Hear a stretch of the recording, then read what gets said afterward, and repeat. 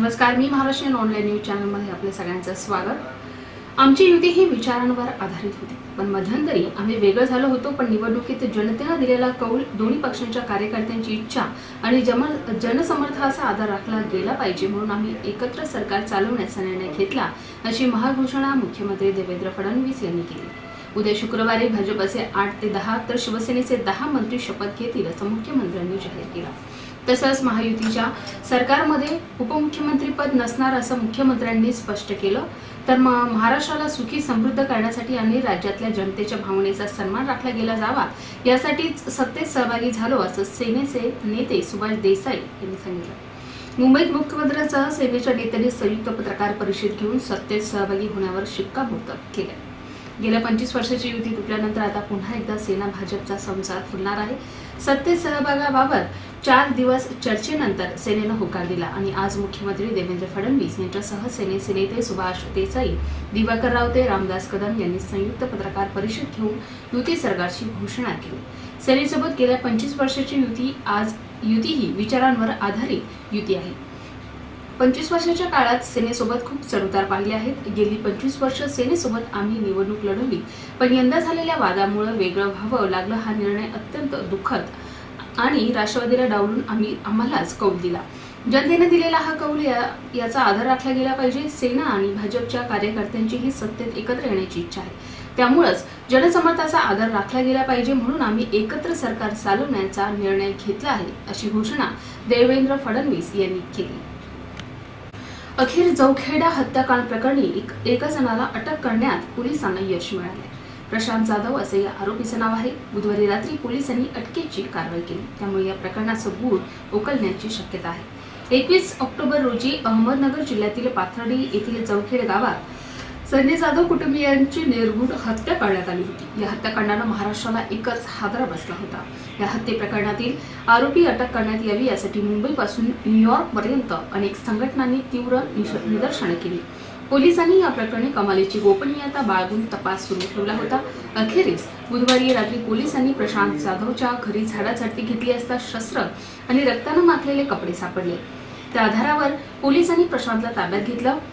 प्रशांत हा मय्यत संजय जाधव यांचा पुतणी आहे। त्यानेच पोलिसात तक्रार केली होती। पोलिसांनी अगोदर संशयित म्हणून त्याचीही चौकशी केली। अखेरीस अटकेनंतर प्रशांतची लाय डिटेक्टर टेस्ट घेण्यात आली आणि त्यात तो पॉझिटिव्ह आढळला। लाय डिटेक्टर टेस्टचा रिपोर्ट आणि झडतीमध्ये सापडलेला मुद्देमाल याच्या आधारावर अटक करण्यात आली आहे। जवखेड हत्याकांडानंतर गेली 45 दिवस पोलिसांच्या 7 पथकांना तपास केला। यातल्या 10 साक्षीदारांच्या 3 टेस्ट घेण्यात आल्या, त्यातल्या 9 जणांच्या टेस्ट निगेटिव्ह आल्या, तर संशयित प्रशांतच्या 3 टेस्ट पॉझिटिव्ह आल्या होत्या।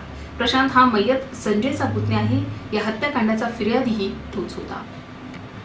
महाराष्ट्र कॅडरमधील वरिष्ठ IAS अधिकारी देबशिष चक्रवर्ती आणि उज्ज्वल उके यांच्या विरोधात लाचलुचपत प्रतिबंधक विभागानं गुन्हा दाखल केला आहे। हे अधिकारी काही वर्षापूर्वी SRL मध्ये नियुक्त होते। एका विकासकाने खोटी कागदपत्र बनवून विकास करताना क्षेत्रफळ वाढवलं होतं, त्यासाठी या अधिकाऱ्यांनी विकासकास मदत केल्याचा त्यांच्यावर आरोप आहे। वांद्रे पूर्व येथील मोतीलाल नेहरू नगर वसाहत आहे। या जागेवर 2005-2006 सालात झोपडपट्टी पुनर्वसन योजना राबवण्यात येणार होती।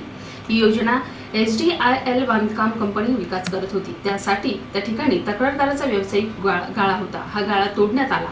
त्यानंतर तक्रारदार हे पात्र असतानाही त्यांना SRAच्या वरिष्ठ अधिकाऱ्यांनी अपात्र ठरवलं होतं। या योजनेतील गैरप्रकाराची माहिती तक्रारदारांना मिळवली। त्यानंतर मुंबई सेशन कोर्टात तक्रार केली। यावेळी विशेष सेशन न्यायाधीश SV रणपिसे यांनी CRPC 156(3) कलमानुसार लाचलुचपत प्रतिबंधक विभागास गुन्हा दाखल करण्याचे आदेश दिले।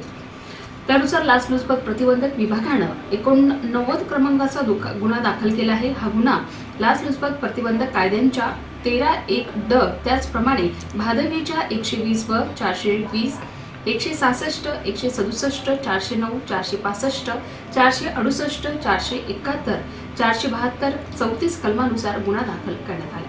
या गुन्ह्यात SDILचे अध्यक्ष राकेश वाधवान याचप्रमाणे त्यांचे 10 सहकारी, तत्कालीन अतिरिक्त जिल्हाधिकारी आणि संस्थेचे पदाधिकारी यांनाही आरोपी करण्यात आले।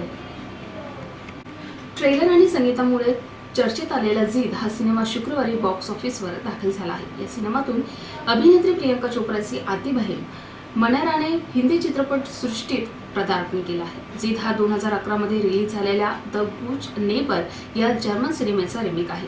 या सिनेमाची कथा रॉनी करणवीर शर्मा नावाच्या तरुणाच्या अवतीभोवती गुंफण्यात आली आहे. रॉनी एका पार्टीतून परत असताना वाटेत त्याच्या कारला अपघात होतो. या अपघातात जखमी झालेल्या तरुणीची कुणीतरी हत्या करतो. येथून सस्पेन्सला सुरुवात होते की अखेर त्या तरुणीला जीवे कोणी मारलं. या अपघातानंतर रॉनीची एक्स गर्लफ्रेंड प्रिया आणि सायको लवर माया त्याच्या आयुष्यात परत येतात. त्यानंतर सिनेमात कोणता घटनाक्रम घडतो ते मोठ्या पडद्यावर पाहणंच रंजक ठरेल. सिनेमातील मनारा अभिनय बघता तिला जरा लांबचाच पल्ला गाठायचा असेल तर आपल्या दोन्ही बहिणींकडून प्रियंका चोपडा आणि परिणीती चोपडा अभिनयाच्या टिप्स घेणं महत्त्वाचं आहे. जिद या सिनेमाकडून तिने फार अपेक्षा न ठेवणंच योग्य. या सिनेमात इरोटिक सीन्स खूप नाहीयेत. सिनेमाच्या पटकथेनुसार मनाराने जेमतेम अभिनय केला आहे. आपल्या काही सूचना अथवा समस्या असल्यास आम्हाला या पत्त्यावर संपर्क साधावा. आमचा पत्ता P24 Mahavir market sector 18 Vashi, नवी